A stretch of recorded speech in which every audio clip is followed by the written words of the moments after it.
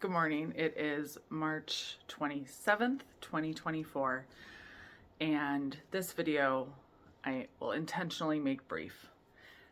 This video is about the exclamation mark. It's about an exclamation mark to my healing journey, and it's not over. It's an exclamation mark, comma, ...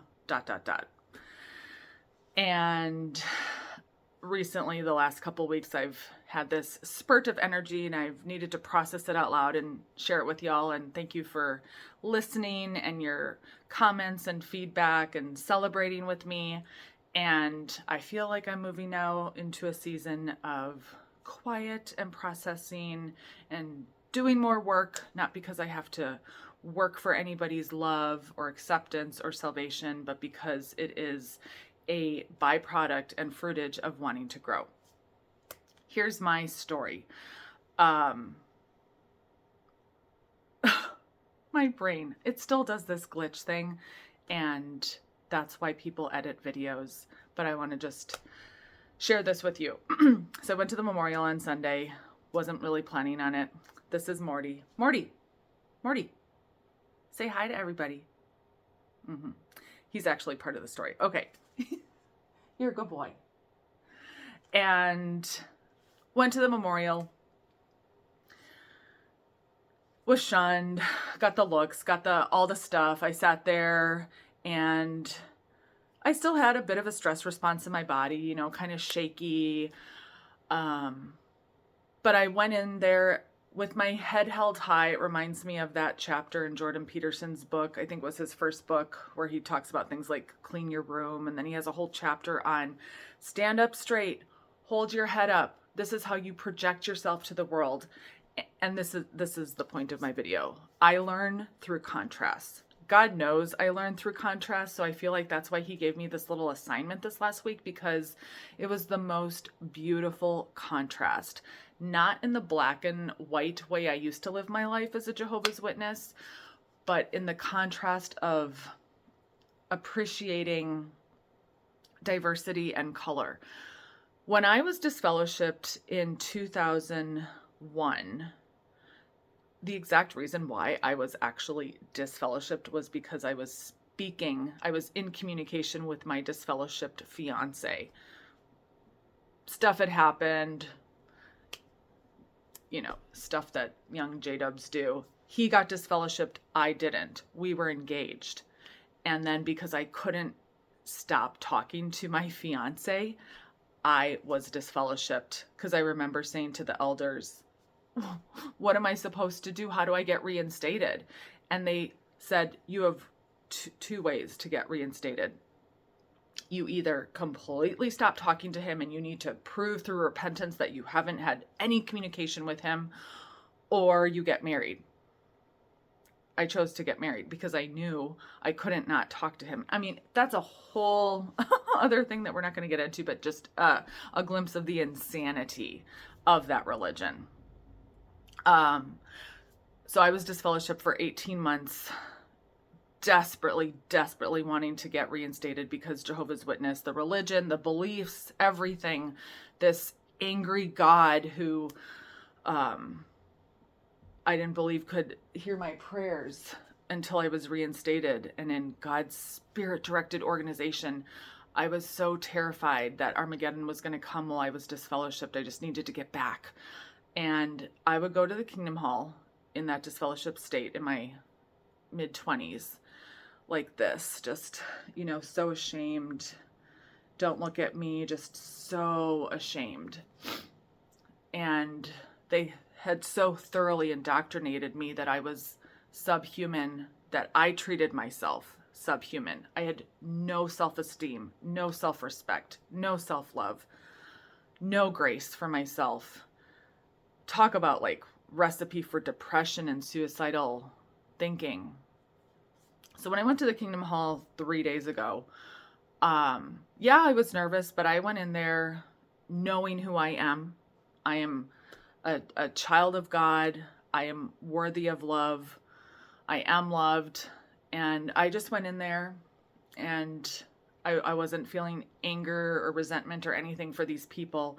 And while I was just sitting there, because, I just sat in my seat, observing, making eye contact, and seeing that the people, at least who I recognized and remembered from that lifetime, which feels like a lifetime ago, thank God, I saw a lot of these people that they actually did need to be there. Because to go from that, it's kind of like an insane asylum, to go from that to the outside world, or Shawshank Redemption at least, isn't easy, but hard things are worth it.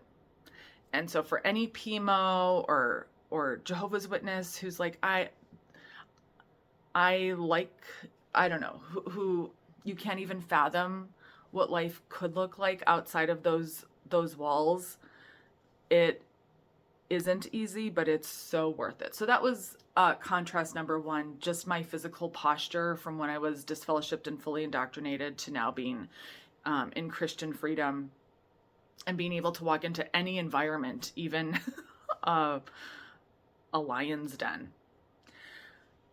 Here is contrast number two. So that morning I had gone to a church service, and this, subheading is feeling God's Spirit. It makes me think of that scripture that it's the peace that excels all thought. It's when your heart just feels so full of love, like it's not even big enough to hold it all, and it bursts a little, and sometimes that shows up as happy tears.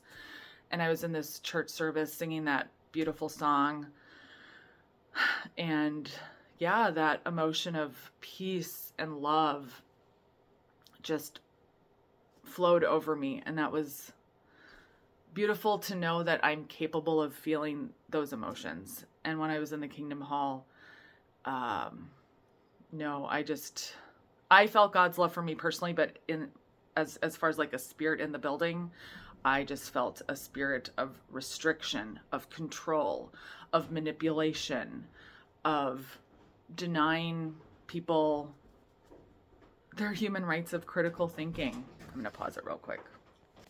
Okay, and here's contrast number three, and this is my favorite contrast. The Kingdom Hall I went to is divided into like 3 sections of seating with 2 aisles, and they had, I guess it was like 6 attendants, elders, whatever, passing the emblems to retrieve it on each side. You know how it goes. They passed it. Somebody told me that in Australia they heard that they left the emblems on the table, and because basically nobody usually partakes, they said that if you were of the anointed, please do your research on that. There's a few Jehovah's Witnesses who left comments like there are 2 classes and da-da-da. It's like, I would much rather have a private conversation with you about that, where we're really conversing rather than me telling you. Prayerfully read the scriptures about that. Read Romans 8, read the book of Hebrews, read the book of Romans, okay. So the attendant, his name is Mark, and I remember him from when I was Jehovah's Witness. I don't know if he was born in, like, he's a professional, so he's intelligent. I enjoyed our conversations. Him and his wife have always had dogs, so we would always talk about our dogs in field service. So my background of relatedness with him when I was a Jehovah's Witness was positive. But since now I'm, public enemy number 1 in my town, he was one of the ones giving me like the death glare, and he was the one assigned to the section I was sitting in for passing out the emblems. And I was right on the aisle, so it wasn't like he could hand it to anybody else. So he directly handed it to me. I paused. I thoughtfully partook. I didn't rush myself. I was present in the moment, and he was just there glaring, and I could just tell he was so angry. Well, yesterday I took my dog to daycare because he loves seeing his friends. Morty. Whenever I say the word friends, he's like, he knows that means we're going to either go to daycare or the dog park. So I don't work like a normal 9 to 5, so I never pick him up at the exact same time. It's just when I can quick swoop over there and pick up my dog. And I was going to pick him up at a certain time, and I'm like, no, let me get a couple more things done in the house. These are kind of like, I don't know, interesting details. So I was really originally going to pick him up at a specific time, and then I ended up going like 2 hours later when I usually don't pick him up. So I'm going to pick up my dog at this dog daycare, and there's a, waiting area where you wait for the employees to go retrieve your dog. And so they're getting Morty, and guess who walked in the doggy daycare? Mark. And I was like, God, this is hilarious. I think God has an amazing sense of humor. Because there were other employees there, and I wasn't going to say anything to him at first. I don't want to be that person who like pokes, someone's thorn, because they have thorns towards me. But instead, Morty came out, we talked, and he was still waiting for his dog to get retrieved. And as I was heading out the door, I just said, "Hi, Mark." And because there were other employees there, I think he realized that he would have looked like a total a-hole if he didn't acknowledge me. And it was just one of these, "Hi, Ollie." And I got in my car, and I was just all smiles, and I was just like, that was the perfect exclamation mark to a very interesting weekend. And it's just such a reminder that this bubble Jehovah's Witnesses live in, where they think they can treat people like they're dead. The whole shunning, like, it's so pathetic. And they can't even properly do their shunning when they're in the real world, because real normal people would look at them like, what? So that small little world where Watchtower is the big fish in a scummy little stagnant pond is not the real life. It is not the best life ever. #no. And I'm just excited to start the next phase of my healing journey.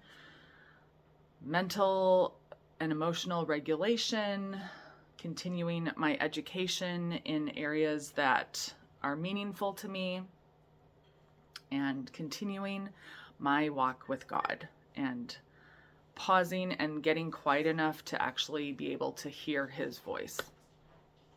So thanks for following me along on this leg of my journey. Not sure when I'll pop back in. I tend to like pop back in when I see squirrels and I want to bark about it. So I appreciate y'all, even if I don't know you.